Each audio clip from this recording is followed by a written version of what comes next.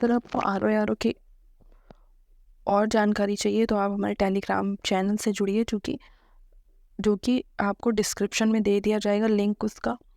और वहाँ पे हमारा एक बैच चल रहा है जिसमें हम आपको जीएस की और हिंदी की तैयारी करा रहे हैं विद एमसीक्यू फॉर्म क्वेश्चंस में, जो कि बहुत इंपॉर्टेंट है क्योंकि पेपर हमारा ऑब्जेक्टिव बेस आता है।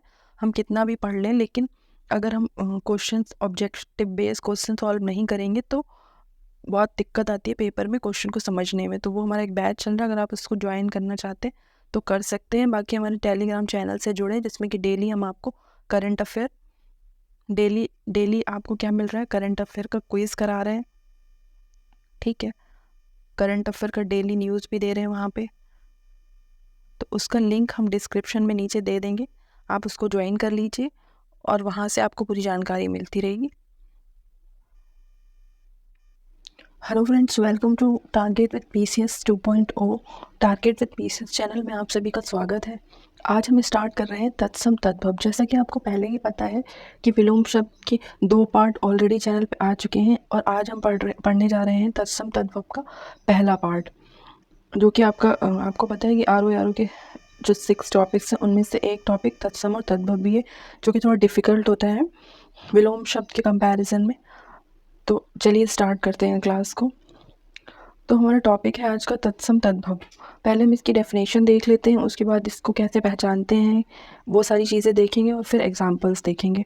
जैसे कि विलोम शब्द के 2 पार्ट आ चुके हैं, ऐसे ही हर टॉपिक के आपको पार्ट मिलेंगे जब तक कि पूरा कंप्लीट नहीं हो जाएगा। तो चलिए क्लास को स्टार्ट करते हैं।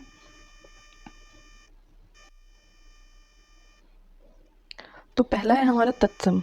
तत्सम किसे कहते हैं, और फिर सेकंड डेफिनेशन होगी तद्भव किसे कहते हैं। तो चलिए देखते हैं तत्सम की डेफिनेशन क्या है। किसी भाषा के मूल शब्द को तत्सम कहते हैं। इस तरह संस्कृत में प्रयुक्त रूप के समान जब कोई शब्द अविकृत रूप से बिना बदलाव के जैसा है वैसा ही हिंदी में प्रयोग किया जाता है तो उसको तत्सम कहते हैं। ठीक है, एक बार फिर से देख लेते हैं कि किसी भी भाषा के मूल शब्द को तत्सम कहते हैं जब कोई शब्द बिना किसी बदलाव के जैसा है वैसा ही हिंदी में प्रयोग किया जाता है तो वह तत्सम कहलाता है। अब देखते हैं तद्भव क्या है। तद्भव की डेफिनेशन है कि तत्सम शब्दों में समय और परिस्थितियों के कारण कुछ परिवर्तन होने से जो शब्द बने उन्हें तद्भव कहते हैं। तद्भव का शाब्दिक अर्थ होता है उससे बने, यानी कि तत्सम शब्दों से जो शब्द बने उनको हम कहते हैं तद्भव, अर्थात जो संस्कृत से उत्पन्न हुए हों। यहाँ पर तत् शब्द भी संस्कृत भाषा की ओर इंगित करता है, अर्थात जो संस्कृत से बने हों। चलिए कुछ एग्जाम्पल देख लेते हैं तत्सम और तद्भव के। तत्सम आप समझ गए, जो संस्कृत के शब्द हैं जैसे शब्द बने हैं वैसे ही यूज़ किए गए हैं, और तद्भव शब्द जिनको तत्सम शब्दों से बनाया गया है। तो पहला एग्जाम्पल है धैर्य। धैर्य जो है वो तत्सम है और इसका तद्भव हो गया धीरज, तो धैर्य से क्या बना, धीरज। नेक्स्ट है जिह्वा। जिह्वा का तद्भव हो गया जीभ। तिक्त, तिक्त का तद्भव हुआ तीता। आश्रय का तद्भव हुआ आसरा। तो यहाँ से आपको समझ में आ गया होगा कि what is the difference between तत्सम एंड तद्भव। चलिए आगे बढ़ते हैं। जब हिंदी भाषा के किसी शब्द में हिंदी वर्णमाला के अक्षर श, श, श और व का प्रयोग होता है तो वह तत्सम शब्द कहलाते हैं। इसी तरह हिंदी वर्णमाला के अक्षर श और ब का प्रयोग किया जाता है तो वह शब्द तद्भव कहलाते हैं। जिन शब्दों में हिंदी की त्र और र मात्रा का उपयोग किया जाता है ऐसे शब्द तत्सम कहलाते हैं। यहाँ से आपको समझ में आ गया होगा कि इसको पहचानने का क्या तरीका है। अब हम कुछ पॉइंट्स देख लेते हैं कि तत्सम और तत्सम शब्दों को कैसे पहचानते हैं। अगर आप तत्सम शब्दों को पहचान लेंगे तो जो शब्द बचे हुए होंगे वो तद्भव होंगे, वो आप पहचान ही लेंगे। और एग्ज़ाम में बहुत गलतियाँ होती हैं तत्सम तद्भव में, इसलिए इसको अच्छे से पढ़िए। और कुछ अपवाद हैं वो सब चीज़ में होते हैं, उसमें कोई प्रॉब्लम नहीं है। चलिए स्टार्ट करते हैं। पहला पॉइंट है तत्सम तद्भव की पहचान कैसे करें। तत्सम शब्द की आधे व्यंजन वाले शब्द तत्सम शब्द कहलाते हैं, जो आधे व्यंजन से बनते हैं, जैसे कि ग्रह, क्षेत्र, उज्ज्वल, अग्नि, कर्ण। ये सारे आधे व्यंजनों से बने हुए शब्द हैं तो ये क्या कहलाएंगे, तत्सम। सेकंड पॉइंट है जबकि हल्दी जो है वो अपवाद है, जैसे कि मैंने पहले ही बोला कि कुछ अपवाद भी होंगे कि हल्दी जो है ये भी आधे व्यंजन से बना हुआ शब्द है पर ये तद्भव शब्द है। नेक्स्ट पॉइंट है संयुक्त व्यंजन वाले शब्द तत्सम शब्द कहलाते हैं। संयुक्त व्यंजन क्या है? छ, त्र, ज्ञ, श्र और ध, ये संयुक्त व्यंजन है। व्यंजनों के मिश्रण से जो व्यंजन बनते हैं वो संयुक्त व्यंजन कहलाते हैं। तो ये सारे इनसे बने हुए अगर आपको कोई शब्द मिलेंगे तो वो भी क्या होंगे? तत्सम होंगे। एग्जाम्पल है विद्यालय, छात्र, विज्ञान, क्षत्रिय और ज्ञानी, ये सारे शब्द क्या हैं? तत्सम शब्द हैं। नेक्स्ट देखते हैं, नेक्स्ट पॉइंट क्या है? यदि किसी शब्द का अंतिम वर्ण ड़ा हो तो वह तत्सम होगा, जैसे कि पुराण, रामायण, अरुण और ब्राह्मण। इन सब का आखिरी जो वर्ड है वो है, आखिरी जो लेटर है वो ड़ा है, तो ये भी क्या कहलाएंगे? तत्सम कहलाएंगे। नेक्स्ट पॉइंट है विसर्ग वाले सभी शब्द तत्सम कहलाते हैं, जैसे कि प्रातः काल, प्रातः के बाद विसर्ग लगा है तो ये तत्सम हो गया। दुख, पुनः, पुनः आगमन, अतः, प्रायः, इन सभी शब्दों के बाद विसर्ग लगा है तो ये भी तत्सम कहलाएंगे। तो यहाँ से हम ये भी समझ सकते हैं कि जिन भी शब्दों के लास्ट में या बीच में विसर्ग लगा होगा वो सारे शब्द भी तत्सम कहलाएंगे। नेक्स्ट है अनुस्वार चिन्ह वाले शब्द भी तत्सम कहलाते हैं, जैसे कि संस्कृत, संस्कार, मयंक, संख्या, पंडित, संसार और अंकित। इन सब में अंक की बिंदी लगी हुई है तो इसका मतलब ये है कि अनुस्वार चिन्ह का यूज़ किया गया है, तो ये सारे शब्द भी क्या कहलाएंगे? तत्सम कहलाएंगे। 7th पॉइंट है जिस शब्द में हलंत चिन्ह का प्रयोग हो वो भी तत्सम कहलाते हैं। जिस शब्द में हलंत चिन्ह का प्रयोग हो वो भी तत्सम कहलाते हैं, जैसे कि पाठ्य, वरन, इसमें शायद लगा नहीं है तो फिर आप समझ जाइए, और इसमें हलंत लगा हुआ है तो इसमें भी हलंत लगेगा। दोनों शब्द क्या हैं? हलंत लगे हुए शब्द हैं, तो ये भी क्या है? तत्सम शब्द हैं। 8th पॉइंट है हमारा संधि वाले शब्द तत्सम शब्द होते हैं, जैसे कि हिम प्लस आर्य, हिमालय, परि प्लस आवरण, पर्यावरण। जिन शब्दों को हम संधि विच्छेद कर सकते हैं वो भी शब्द तत्सम कहलाएंगे। नेक्स्ट पॉइंट है समास वाले शब्द जिनमें एक शब्द संस्कृत का हो तत्सम होगा, जैसे कि राजपुत्र, पितरों, राजधर। तो ये सब क्या है? समास शब्द हैं, और जिनमें एक शब्द संस्कृत का हो तो वो तत्सम शब्द कहलाते हैं। नेक्स्ट पॉइंट है हमारा जो शब्द कठोर, जटिल उच्चारण वाले होते हैं वह भी तत्सम कहलाते हैं, जैसे कि आशीर्वाद, गुरुपदेश, उज्ज्वल, अंत्याक्षरी, दुरुपयोग। ये सारे शब्द भी क्या कहलाएंगे? तत्सम कहलाएंगे।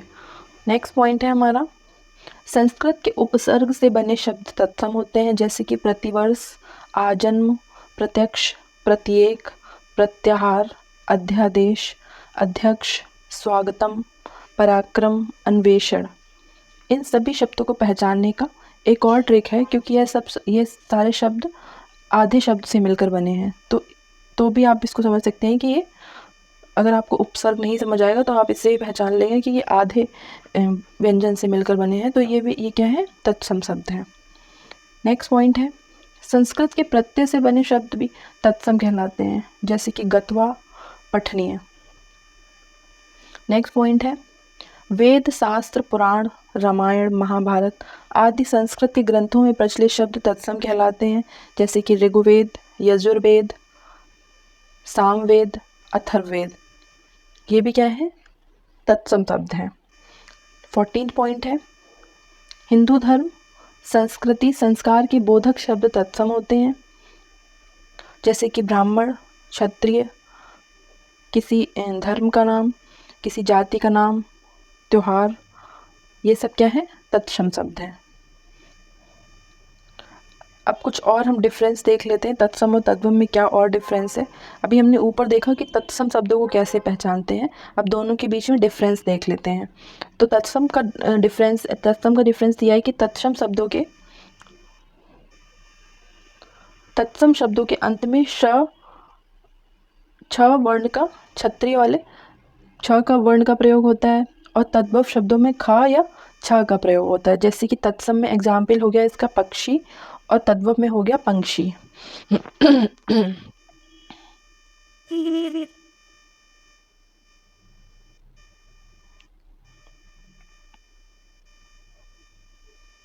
नेक्स्ट है तत्सम शब्द में जहाँ र का प्रयोग होता है वहीं तद्भव शब्द में श का प्रयोग होता है, जैसे कि धन श्रेष्ठी, और इसका एग्जाम्पल होगा धन्ना सेठी। नेक्स्ट है तत्सम शब्द में वा का प्रयोग होता है और तद्भव में ब का प्रयोग होता है।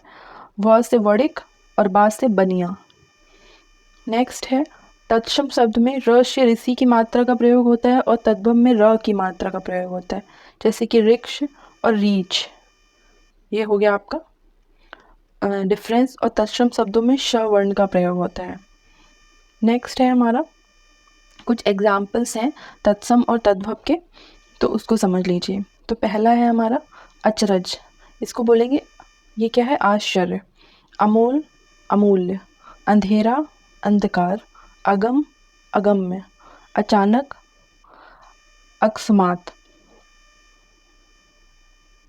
अक्षर अक्षर। अंगरक्षक अंगरखा। असीस आशीष। अस्सी अशीति। नेक्स्ट है अमीय अमृत।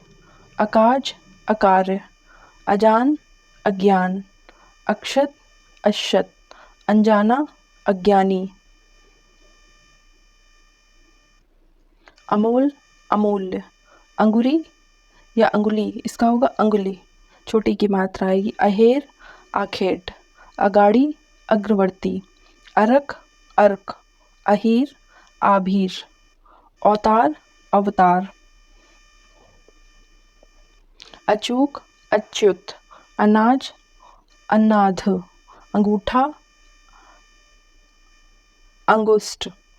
अटारी अट्टालिका। 18 अष्टादश। अमावश अमावस्या। अर्पण अर्पण और अनंत अन्यत्र। अनाड़ी अनार्य। तो यहाँ पे एक चीज़ आप ये समझ लीजिए कि ये जो है, जो ये वाला पोर्शन है, इस साइड वाला, ये वाला, ये है आपका तत्सम, ठीक है, और ये वाला जो पोर्शन है ये है तद्भव। तो इसको हम लोग PDF देंगे तो आपको करेक्ट करके दे देंगे, पर अभी आपको मैं बता दे रही हूँ कि ये वाला जो पोर्शन है ये है तत्सम, और ये जो है ये है तद्भव, सॉरी, ये है तत्सम और ये है तद्भव, ठीक है।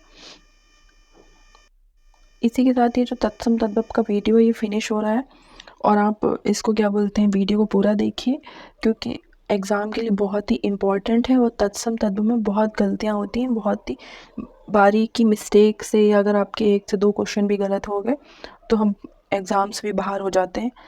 तो इसको अच्छे से पढ़िए, और नेक्स्ट आने वाले टाइम में आपको डेली वीडियो मिलेगा ऐसे ही हर टॉपिक पे, और जैसे ही आपका एग्ज़ाम का नोटिफिकेशन आएगा तैयारी को और तेज़ किया जाएगा। और बाकी आप लोग अच्छे से पढ़ रहे होंगे, अच्छे से पढ़ते रहिए, इधर उधर की वीडियो में टाइम वेस्ट मत करिए कि नोटिफिकेशन कब आ रहा है, क्यों नहीं आ रहा है, क्योंकि नोटिफिकेशन आएगा, पेपर का टाइम जो भी आपको मिलेगा वो तैयारी के लिए इनफ नहीं होगा। तो आप तैयारी करते रहिए, भले ही आपको ये लग रहा है कि नोटिफिकेशन नहीं आ रहा है, क्यों तैयारी करें। तैयारी कभी वेस्ट नहीं होती है, कोई दूसरा एग्ज़ाम आएगा तो उसके लिए आपकी तैयारी हो जाएगी, इस जिसका सिलेबस सेम होगा, या आप 2024 UP PCS की तैयारी हो जाएगी आपकी। तो पढ़ते रहिए, और बिल्कुल भी पैनिक मत होइए कि नोटिफिकेशन नहीं आ रहा है, उसका वेट बिल्कुल मत करिए, ठीक है। वीडियो को पूरा देखिए, और अच्छी लगे तो वीडियो को लाइक करें, शेयर करें, और चैनल को सब्सक्राइब करें। Thank you.